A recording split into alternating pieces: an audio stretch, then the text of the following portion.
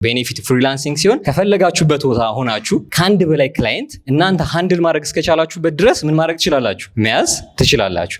ግዴታ ላይክ የሆነ ቢሮ ተቀጥራችሁ ለዛ ቢሮ የሚመጣውን ስራ ፕሮጀክት አይደለም የምትሰሩት። ስለዚህ ሶርስ የሚኖራችሁ ረቨኑ ጀነሬት የምታደርጉት እናንተ ሃንድል ማድረግ እስከቻላችሁት ፕሮጀክት ነው። ፍሪላንሲንግ ላይ ብዙ አይነት አለ። ፉል ታይም ፍሪላንሰር የሚሆን አለ፣ በጊግ የሚሰራ አለ፣ ፓርት ታይም የሚሰራ አለ።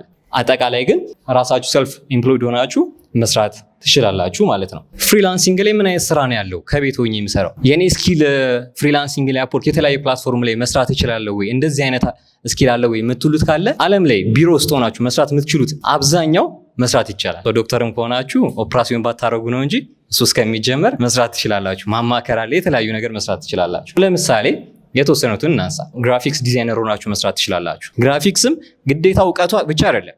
ካንቫ አብዛኛችን እንጠቀማለን አይደለ? ሶ ካንቫ ላይ ቴምፕሌት ብቻ እየተጠቀምንም መስራት እንችላለን።